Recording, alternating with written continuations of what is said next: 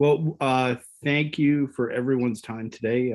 As you know, ARM is a official sponsor of the SC21 Student Cluster Competition. We have been for many years, and in doing so, we will be providing our tool suite, ARM Forge Ultimate, which is our debugger, profiler, and performance reporting tools that you can use. They're cross-platform, so they work on I guess various architectures, anywhere from x86 to ARM to Power, as well as on GPUs.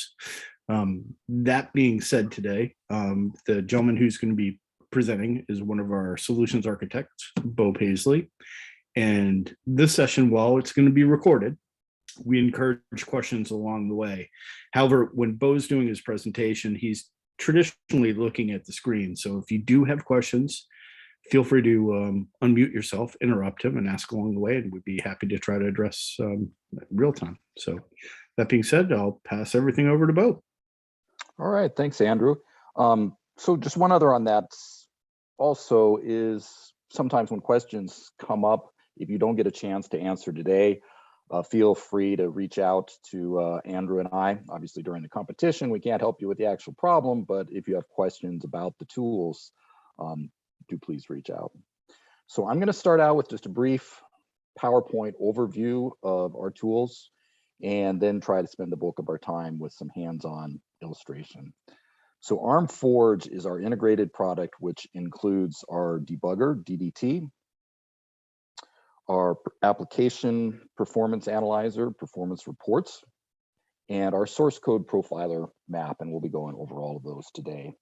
Now, our tools are very optimized and designed from the ground up for traditional HPC environments. We're used on most of the top 500 supercomputers, and they're really optimized for the type of HPC codes that you're going to be working with during the competition. I'm very focused on ease of use, especially in profiling. There's a lot of powerful profiling tools out there, but a lot of them take a lot of sophistication, a lot of experience, a lot of understanding of the architecture and the devices that you're working on. Also like to highlight that we're not just for ARM architecture. We were a small company that was purchased by ARM, and we still support Intel, IBM Power, NVIDIA GPUs. We're working on AMD GPUs. So we're very much a cross-platform tool, not just ARM architecture. So just kind of a diagram of the tools. You'll be receiving all of these tools for the competition, and we'll go through the workflow of those. Debugging. I'm going to try to spend a good bit of time focused on performance issues today and performance engineering, but certainly important to understand the debugger and kind of the highlights of what it can use, and that it's quite possible during your duration of needing to use the debugger. And one thing I encourage also is not just for debugging, but is kind of an understanding tool. Lots of times with some of these large public HPC codes, just understanding the code can be very challenging, and using the debugger as kind of an analysis tool to understand what's going on is very important. And in your approach, that could be very helpful finding issues quickly. So these are just a few of the highlights of what I think are the most uniquely powerful capabilities in DDT. And we'll be going through those interactively during the presentation. So performance, one thing we've been trying to communicate more in our presentations is not just the functionality of the tools, but the methodology. And this is particularly important when you're picking up a large existing code base, is to use good methodology and follow the correct steps. For example, I see customers who jump right in and think, oh boy, I need to work on the vectorization of this code. And there's certainly performance opportunities there, but at that level, typically it's a couple factors, maybe a few factors of performance, where in HPC code, if there's a problem with the IO or with the communication patterns, you can be losing orders of magnitude of performance. So I really like to highlight this performance roadmap of the order of kind of operations as you optimize your code. So number one is make sure that it's correct. Run the regression tests that you're given, or put some together yourself. You don't always need the debugger for that, but if something comes up, then you're going to need the debugger at that point. So before any optimization, make sure it's correct. It's easy to make it fast, but it doesn't have to be correct. First step is I/O. That's certainly where the largest performance opportunities or errors can occur. Make sure that I/O is as you expect and efficient. Kind of next step on the performance roadmap would be looking at MPI related issues. The communication patterns are correct, that you're getting good workloads balance, the collectives are behaving as you would expect. The next step might be towards like memory, how memory is being used, that you're not exhausting memory patterns. And our performance tools can help you with all of these issues. And then as you move down the roadmap, looking at CPU related items, and especially as we're starting to see more architecture. So there was a decade or two where pretty much it was all about x86 machines. And this was not as big of an issue as you go from one x86 generation to another. And there usually weren't a lot of hiccups. Whereas now you might be looking at other architectures. Even within x86, there's a lot of differences between an AMD and an Intel branded product, and obviously a lot of difference between ARM and Power. So kind of the tool of choice for the first steps on the performance roadmap is performance reports. So this produces a single page summary, either in HTML or CSV. You do not need symbols or any changes to your code. Just run the release optimized build. Extremely low overhead, very easy to run. Just prefix your existing app run, srun command in your batch system, and it'll automatically generate this output. So it breaks down kind of high level time spent in compute, time spent in MPI and communications, and we'll go through a sample one of these reports that we previously created. So once you have a high level picture of how performance is, the next step would be isolating areas of opportunity and then going to the source code profiler to narrow down where you might improve things. And once again, these are just some of my favorites, what I think are some of the most useful capabilities within MAP. So let me just go over a little bit how MAPS works. So MAP is a sampling profiler. It does not require any instrumentation. It does require that you include symbols.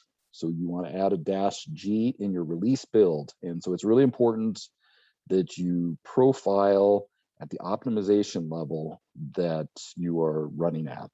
The compiler does so many optimizations and automatically improves a lot of that, that if you're not profiling the optimized build, it's really a different beast than what you're going to be running with a release build. So MAP uses a sampling framework where you start out at the order of 50 Hertz, gathering information on about 20 or 30 various metrics. And as it progresses in time, it resamples the data onto a new time base and then decreases the sampling frequency. So this is really important for larger scale runs where you're running a lot of processes and or a lot of threads, in that a typical sampling technique, or definitely an instrumentation technique, it's very easy to gather too much data to overrun your resources, and also the gathering of the data becomes a large percentage of the activity, and so the form of your sampling is not really accurate because it becomes so intrusive. So this is a really important strength with MAP of not just ease of use, but scalability. And we've had the opportunity of running the tool on lots of the top 500 acceptance tests where they're running at full scale with hundreds of thousands of processes, and both in terms of architecture and user interface, it works very well at large scale. Python, I'm guessing this might not come up. I'd be really excited if it does. I'm really excited about the adoption of Python in the HPC community. We have a lot of large customers, including NERSC, where a significant part of the workload is now moving to Python. So you're seeing a lot more HPC done in Python. It's also interesting that I think it opens up the community to more people. We're seeing people in areas diverse as psychology and history and a lot of disciplines that typically wouldn't have access to this kind of compute. So I'm really excited to see Python take off. And we support Python in both our profiling and in debugging. And you can profile both the native Python code or step into toolkits such as NumPy, or if you have your own C or Fortran that you are linking in with Python. One other one I like to mention, and I just want to highlight this because this is not the workflow that I will be using today. The preferred workflow with our tools is you install the client onto your desktop, and we have clients for Windows, Linux, and Macintosh. You install the client and then connect to the cluster through an SSH tunnel.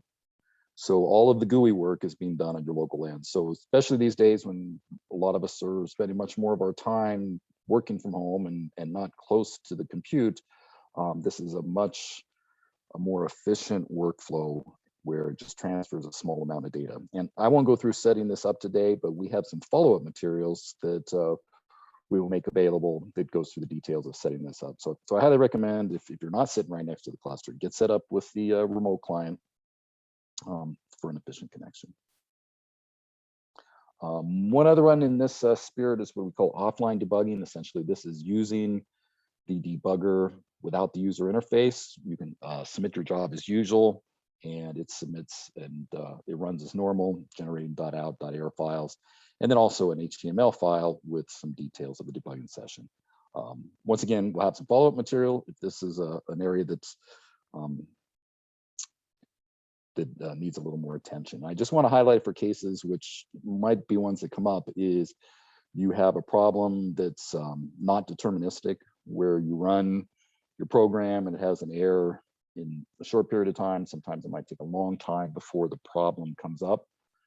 Those kind of errors are often related to things like memory problems, overwriting memory, right-siding out of arrays, and offline debugging is a great tool for finding those.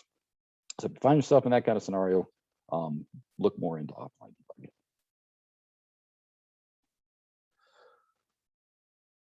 Okay, so let's actually start with DDT. And I mentioned I'm not going to spend a ton of time on DDT, but I just want to go through some of the highlights because it's important to at least know what you can do with the debugger in the event that you have to do some debugging in your competition. So DDT is optimized both architecture and user interface wise for multi-process, multi-threaded programs, particularly SPMD type of architectures where you might be using MPI and OpenMP. So for my illustration, I'm just running on my local machine here, and I'm going to start up with 4 MPI processes. I'm not using OpenMP in this program, so we're just running 4 direct MPI processes. So your usual mode for starting this would be you have your client installed, connect the client to the cluster, then you go to the cluster, prefix the existing MPI run, app run command in your batch file with DDT. And then when it launches, it'll connect to the user interface on your desktop.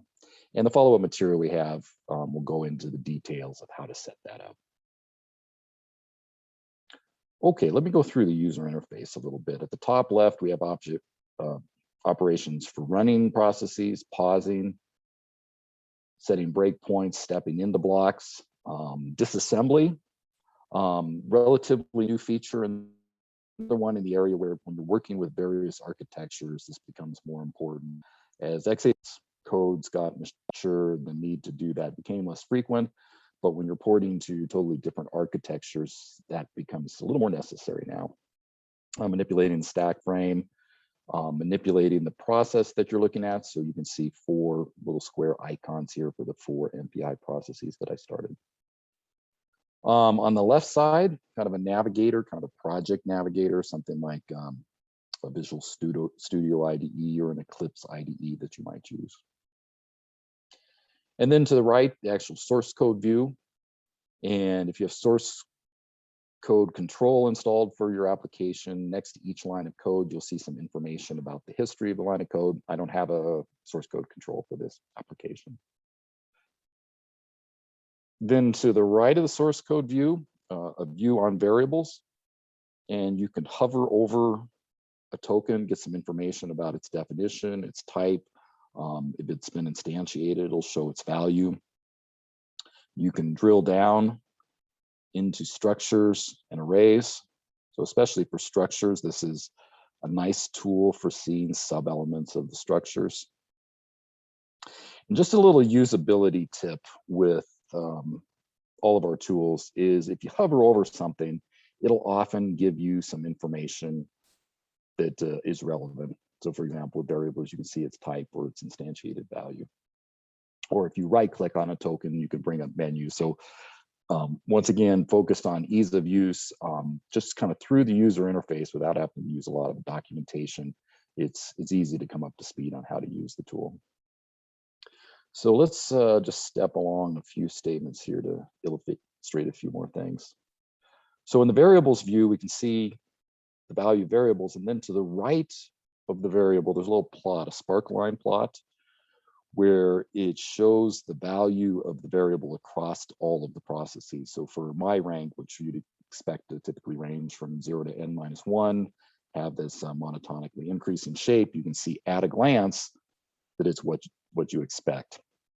So I'm only running 4 processes here, but even with hundreds or thousands of processes, it'll perform a sampling on that so you're able to see outliers. And you can click on it and get the actual details of the values and export the values. So breakpoints, kind of bread and butter for anything that calls itself as a debugger, is the ability to halt execution. So let's go to the breakpoints tab. And once again, another usability tip is when setting features like breakpoints, watch points, is go to the tab, right click within the body of the tab and bring up the dialog. There's a lot of accelerators of how you can set things, but if you use the dialogues, it's pretty self-documenting of how things work. So for a breakpoint, we can set it by line location. For a specific function entry point, so it halts execution upon entry to that function. For a specific process or process group. So for cases where you know that the problem is isolated to a subset of processes, this is a really good way to focus your search. So once again, in the spirit of methodology, one thing we really encourage in our training classes is before diving in is give some thought to where the problem is, what is the range of your problem? And then when investigating the debugger, kind of set up what your experiment is and try to focus the search in that it's a lot less data to sort through and it's less overhead on the debugger. So another one in that is like for a process group, and you can set up a group and say the following processes are connected with that. And starting to see this more in the cases of seeing more coupled models. So for example, in the climate world, you might have multiple parts of the model where part of it is focused on the ocean, part of it's focused on the atmosphere, part of it on the boundary layer, that type of design. And it's often the case where you're focused on one component of that architecture. Can also limit it by the range. So for in a loop, for example, you might only need to see every nth iteration to get a sense of what's going on, or perhaps you know that it doesn't occur till after iteration ijk, set up a conditional, and a lot of flexibility of how to focus your search.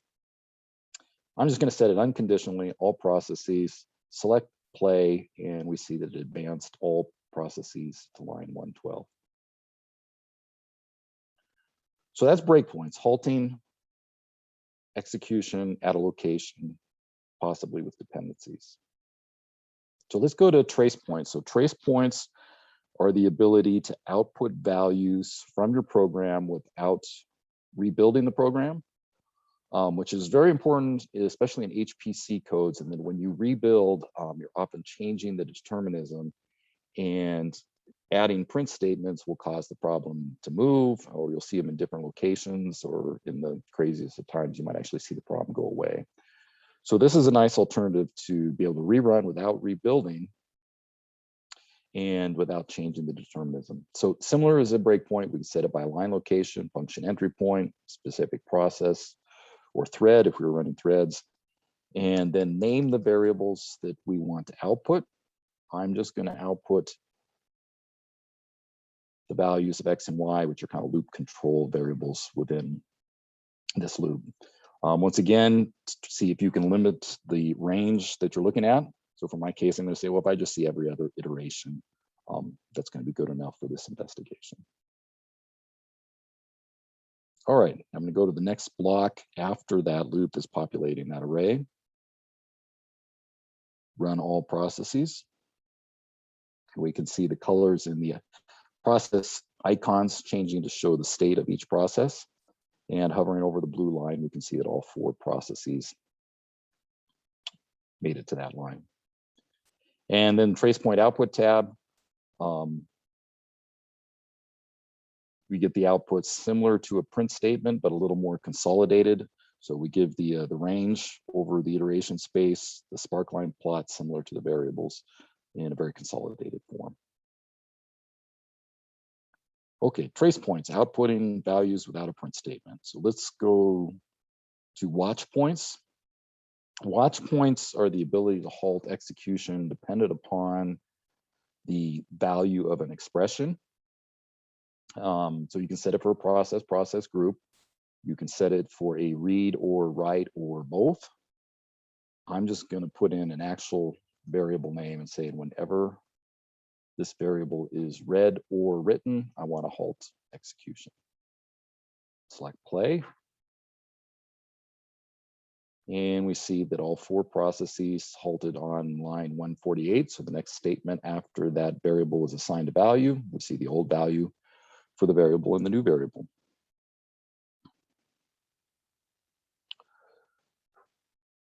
So one I'm just going to make kind of a quick mention of, but is an important tool for a certain class of debugging is memory debugging. So I'm going to restart my sample here and just go over how to set that up. So when you start, you'll want to select memory debugging, go to details, and there's a lot of flexibility of the memory debugging options we have. And this will look for issues like heap corruption, dangling pointers, corrupted memory allocations, reading or writing past arrays, pretty much most memory related things that you would want to look at. So these are not the defaults. This is what I recommend just empirically that tend to find a very high percentage of these problems with very minimal overhead. So if you think you have a problem like a memory leak, memory corruption, turn on memory debugging, start with these options, and it'll give you a good start of how to find out. So now the tools within the debugger for looking at, there's 2 tools, memory statistics and memory details.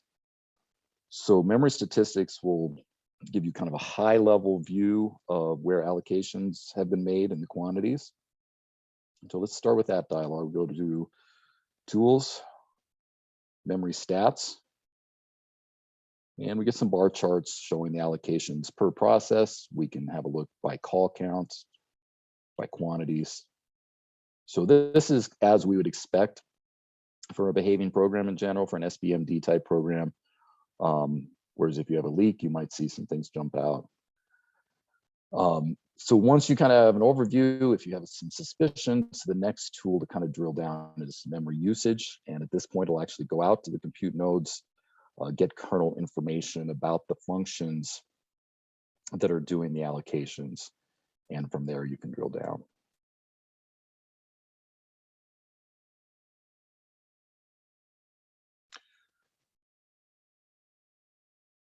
See the actual allocations and track to the locations they're made. So memory stats, memory usage, if you're suspecting issues like memory corruption, memory leaks, inefficient memory allocation patterns, most things related to memory issues, those are the dialogues of choice.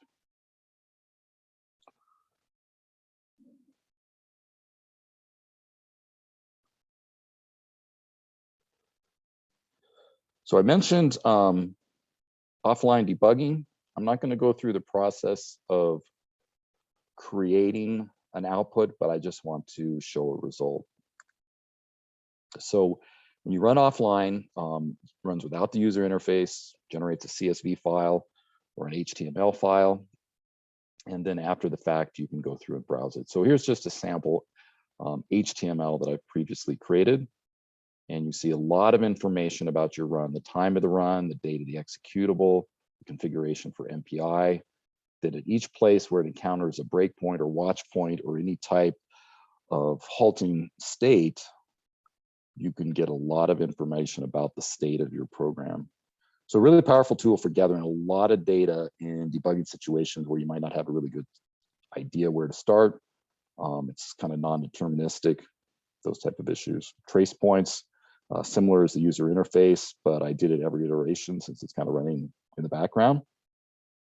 And then some information about memory usage where you can drill down. So one I like to mention on memory usage is there's some great tools out there. One of my favorites is Valgrind, where if you have memory corruption type issues, Valgrind will create an offline report, and it's extremely thorough and extremely in-depth, but it's a lot of overhead. Easily you can have a couple orders of magnitude overhead when using Valgrind. So I suggest if you use those type of tools, start with the debugger. It's much less overhead. And even if it doesn't give you the complete details that Valgrind does, it might give you a focused search to start with. Okay, so that is kind of a whirlwind on DDT, just kind of like some of the highlights that I covered, some of my favorite things. So let's move on to performance tools. So as I mentioned, kind of the first tool of choice, not just for developers, but application-oriented folks or system owners, is a performance report.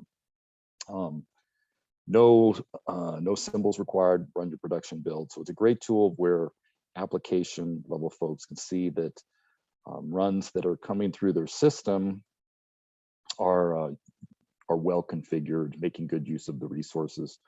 Also for type of analysis where you say, well, maybe I want to tweak the configuration of my machine. So for example, if you're given a choice between more memory or faster CPU or faster networks, those type of configuration decisions to enhance your machine, this is a great tool to see how applications are balanced of where you might spend those resources to improve your existing machine. So this is a sample run. This was actually run on one of the NERSC machines. And so you can see at the top here, it gives a lot of summary information about the run, a little plot. So kind of at a glance, you can see the bias of the run between MPI, compute, and IO. And then a bar graph showing the breakdown. So at a glance here, we can see the very high percentage of time in this run was spent in communication, not compute. We can see that a very low percentage of time was spent in IO. So on the performance roadmap, we can say, well, IO is good for now. As you improve other things, it might start to jump out, but you've kind of eliminated that step. So you can see from this, kind of the starting point is probably trying to understand why there's such a high percentage of time being spent in communication.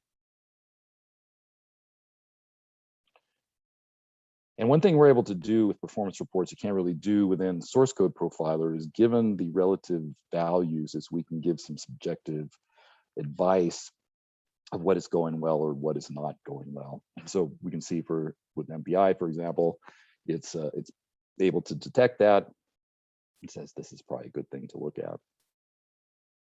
And then as we go down, there's some breakdown with time spent in compute, time spent in MPI. So we can see in this case, 100% of time is in collectives. That's not necessarily an issue, but that's certainly a potential issue. And then in general, MPI communication wants to be balanced with most of the time being spent in compute, small periods, small spiky periods of communicating between the processes.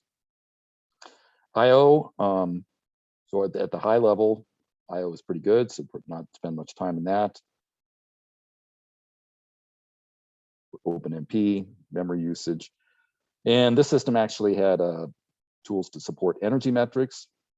So not necessarily always of interest to an application developer, but once again, appealing to kind of system level decisions of how efficient is the code running for a given setup. Are there things you can tweak to get your time to results and quantity of results on more energy efficiency? And at a high level, as the machines are getting bigger, that's obviously becoming more of a lot of things now, where most large sites, the energy to run the thing during its life is probably going to be more than the cost of the machine itself.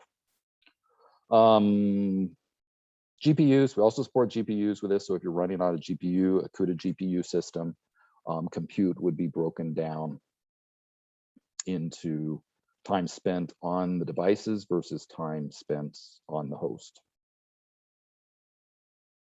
So performance reports. So that's kind of step one in the roadmap. So we've got a picture of some potential issues with performance. And at this point, we might want to play with the configuration or actually drill into the source code to get a better understanding. So let's bring up map and how we would use map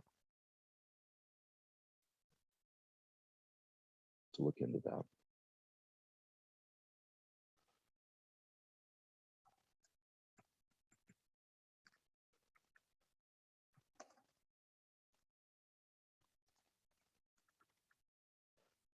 Okay, so let me review the workflow again. So once again, you'll have the client set up on your desktop, kind of the preferred mode. You can log into the node, do exporting. If you're sitting close to the machine, that's all fine.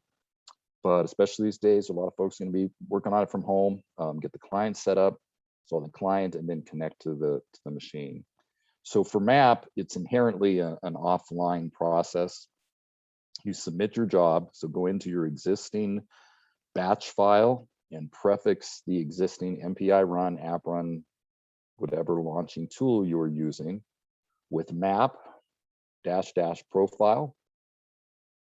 Submit your job and it will run as usual, creating output files.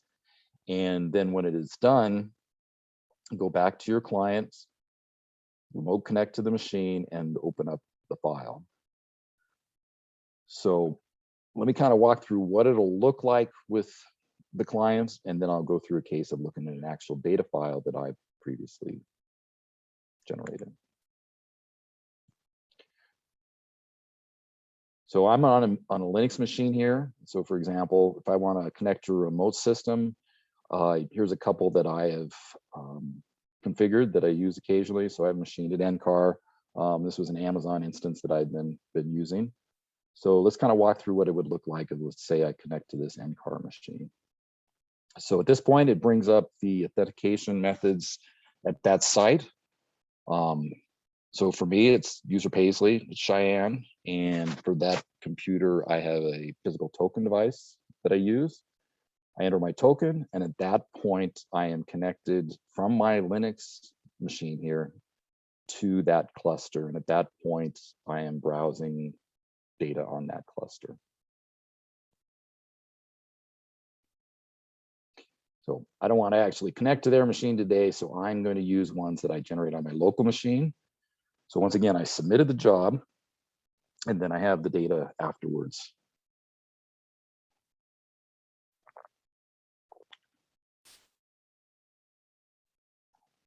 Now, just a couple more comments on the submission process. So you'll go into the batch file, it's the run, with map -- profile. Now, map is very low overhead, typically less than 5% during the sampling. But there's a period at the end where it aggregates the data from each compute node. So while you're sampling, there's daemon compute nodes that are gathering the metrics, doing the interpolation, resampling the data, typically keeps it down to less than 50 megabytes per process on each compute node. So very compact files, but then at the end, it does need to aggregate that data together into a single file on your compute node. So just a couple tips on submission is, at least in the first run or so, give yourself a good bit of extra time, especially if you're running a lot of processes, and that the overhead on sampling with startups only about 5%. But at the end, it can take a bit of time usually not a lot, but maybe several more minutes. So for example, if you have a job that's consistently runs in 58 minutes and you always submit it as 1 hour, you're going to need to give it a little more time with map. So until you get a sense of the time that it takes for your specific run, give it a little bit at the end there to start out. Okay, we had someone on chat. Did I miss? Oh, okay. Nothing on Got it. chat yet. So I was going to point out, it's a few slides back now, but for teams, performance reports is probably a really good first hint about how you might want to configure your cloud clusters for each application. Absolutely. I highly encourage everybody to start with the performance reports. And as we've evolved our tools, not all of our customers have that. So that's not always been the workflow that we prescribe. But at this point, most customers have both performance tools. And I really encourage starting that in a lot of ways, in that it helps guide setting up your resources. Also, I'm amazed at how many very savvy customers I see that'll jump in and say, oh, I think the problem is XYZ. I'm going to jump right into the source code profiler and have a look at that. But it's very easy to be mistaken, and getting that high level picture to make sure the way you've tweaked the knobs on your system are correct, and then the way that you tweak the knobs on your deployment. For example, in Wharf, I went through an exercise on an Argon machine of threads versus processes versus memory usage versus, fat nodes. So all those different choices of how you configure the resources you want and how you configure the run of your given app. Most of the apps that you might end up using are going to have a lot of knobs to twist of how many threads do you want to use versus processes, do you want fat nodes, all those kind of things. And performance reports really is the tool of choice to start with to get that high level picture for those decisions. But then if we do dig into the source code, so map is the tool for looking in the source code if we need to drill down a little bit deeper. So let me go through the user interface a little bit. At the top, we have several charts where the horizontal axis is the timeline of the run. The vertical axis is the quantity for the metric in question. And the top chart is what we call the activity diagram, where you use kind of this bar charts for showing time spent in about 8 high-level values. There's single thread compute is in dark green, MPI is in dark blue, GPU is in purple, IO is in orange, Lustre would be in beige, and Python would be in pink. So you can tell at a glance how the program is spending time, even if you don't know anything about the source code. So for example, in my run here, I can see there's a ton of time spent in single thread compute in dark green. There's no multi-threading, so multi-threading would be in light green. I don't see any multi-threading, so this is not a multi-thread program. There's a little bit of orange towards the end, so a little bit of IO. So once again, step 1 on the performance roadmap, make sure IO is okay. Not much in this run, so I'm not going to care about that for now. A lot of time in MPI communications, that definitely could be an issue. So a very quick way, especially when you're starting, you'll probably have like, a large code that might not know much about when you're starting out. This is a great way to get kind of an understanding of it. And once again, use the debugger to understand it. So looking at these charts, get a sense for performance, and then go back to the debugger, use the debugger to step through the relevant parts of the code to understand what's going on. So now underneath the activity diagram, we display metrics. This is the default view, but we gather data on about 30 various metrics related to MPI, IO, CPU instruction, CPU time counts. And when you're getting started, what I suggest is kind of cycling through the presets, looking for opportunities or issues that stand out. Once again, you want to kind of going through IO, MPI, communication patterns, CPU related things kind of iteratively. And typically it is kind of iterations of, you might start out like I am right now, where it looks like there's no IO issues, but after I eliminate other issues, all of a sudden IO is going to be taking a large percentage of the time, and then need to refocus on that. So let me kind of go through the workflow that I recommend with MAP. So in the middle, we have the source code view, and next to each line of source code, we can see the time spent on that line of code.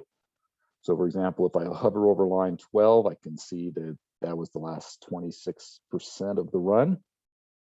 Get a little breakdown of how the time was spent at MPI versus single thread compute.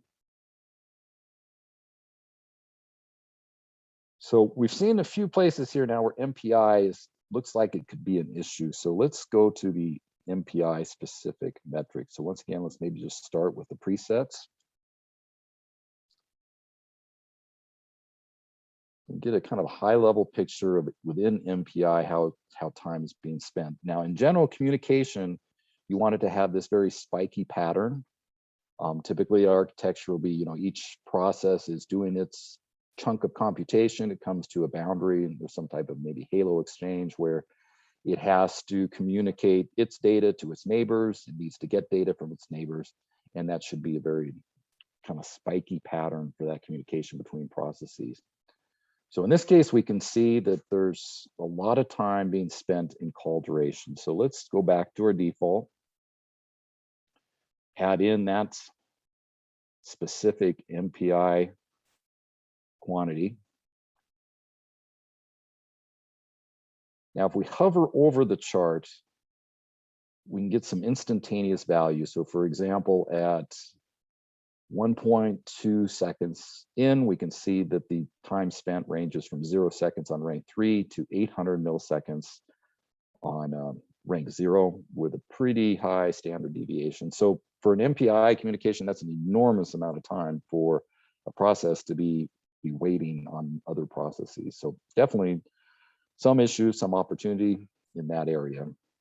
So now the workflow to isolate that, the real heart of MAP is seeing patterns in these charts and then isolating them in the source code to where it is. So let's highlight that. So let's highlight that section of the chart. And at that point, it updates the chart view to only show data for the part I selected. And then within the source code view, it updates to only show the activity diagram for that section. So I can see at this point, all of the time in my selected window is in this imbalance function. And the way to isolate that is collapse all of the blocks of code. So if we go to view, fold all, it'll collapse all of the code blocks. And then going to imbalance, block by block, we can step down and get a sense and try to understand what is going on. And several tools for that. We can look to the right of the source code view and get kind of a breakdown of how time is being spent on that block. So within the block that's folded on line 81, get some information about instructions, branching. So nothing really jumps out there. So let's just keep drilling down.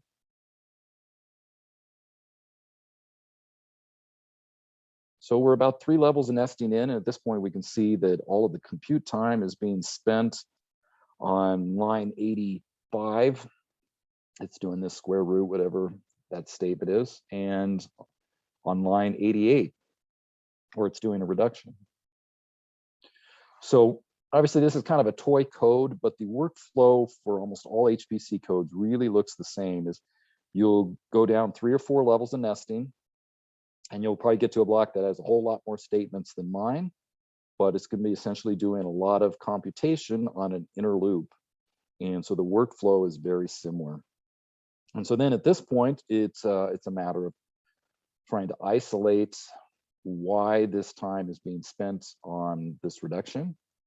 And this is a great use case for going back to the debugger. And actually, we've done this in training classes where half the class we say, don't even study it, just go right to the debugger, step through in the debugger and try to understand what is going on.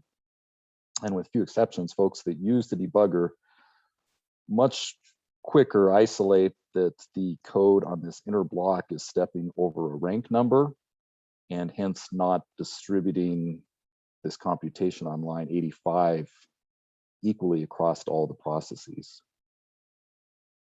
So that's a communication pattern. So once again, IO, kind of top level opportunities, second, and an area where I think MAP particularly excels is seeing workload across processes. And in kind of a general rule of thumb is whether it's in an MPI communication, a collective or duration, or a CPU related metric, when you see this sawtooth type of pattern, hover over it and you're probably going to see some areas that are blocked, and it's typically a workload imbalance of some form. So that's the core of using the charts in MAP, which I think is really MAP's strength, is seeing performance across threads and processes. And we've run this application on thousands, literally thousands of processes, and how the tool works really looks and feels the same. So whether it's a small case or a large case, the patterns will be shaped a little different, but it's going to have the same patterns within that. And MAP makes it very easy to see that across a lot of processes. So I recommend start with the charts, look for those type of patterns, those type of issues, isolate that in the code, go back to the debugger, use the debugger to understand the code is what's going on, make some conclusions, go back to your performance report, and often getting good performance is that iterative cycle of get the high level picture, perhaps go to the source code, understand an issue in the source code or the configuration, go back to performance report, make sure that it's high level correct. And of course, also important that is if you've modified the source code, run a regression test to make sure everything's correct. So another approach in MAP, however, which is kind of a gprof style analysis, is kind of this bottom-up view where we can see time spent within threads or time spent within functions and children of functions. So very similar to gprof. And in cases where you do narrow it down and you say, yeah, it's in my FFT, there's a problem in my FFT, and I just want to see the time within that, using these kind of bottom-up oriented methods can be very helpful. One other one I wanted to mention on this is a good chance a code that you are working with may need it. My sample did not, is you can tell MAP to not start sampling until after a specific time, and then to stop sampling at an end of a period. So in a lot of codes, there will be a lot of scaffolding set up, a lot of IO set up, and you might be tasked with finding something in the core computation.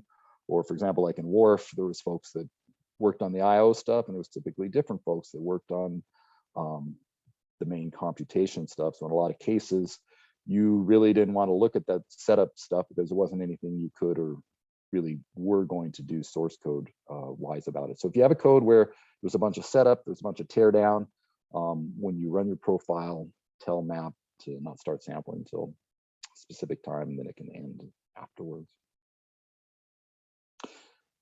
So that's the bulk of what I had to show. Are there any questions?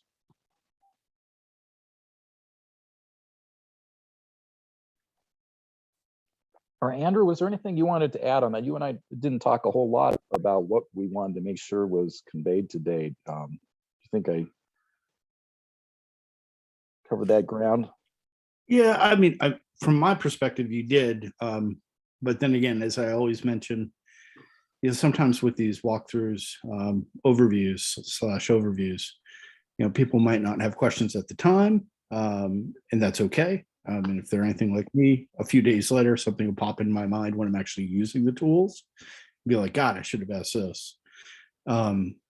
Certainly we're available to you folks if questions do end up arising thereafter today. So, you do have our contact information. So I guess I would just encourage you to reach out. And I am also on the Slack channel for the Student Cluster Competition. So if people message me, if it's something that I can't answer, certainly I'll either engage Beau or find somebody in support who might be able to assist you. But no, I think you covered everything very well. Great. Well, if there are no questions, I guess that's about it. Cool. Yeah, So I was going to say, thank you very much for a really good overview. And yeah, because we're recording it, and I think most teams will have the opportunity to watch it afterwards. You know, teams really do use the Slack channel when you have questions. That's the best way to get help and also swap ideas. Yeah, And, certainly I'll be monitoring the Slack channel. I do have to confess, Steve, I'm not technical myself. So if technical questions do arise, anyone can always feel free to contact me on the Slack channel. But it might also be helpful for me to send over to you the email address for our support team. Because especially if it's something more technical in nature, it might just be easier for them to contact them directly and just say, hey, you know, we're part of the competition. We have licenses based off of that, and we have this question. Can you help? So that sounds good. And the other thing I'd like to say is thanks, Beau and Andrew, for a great presentation and overview, and also thanks, Arm, for sponsoring us and supporting us with by allowing the teams to use the tools. oh Yes, absolutely. We're excited for it.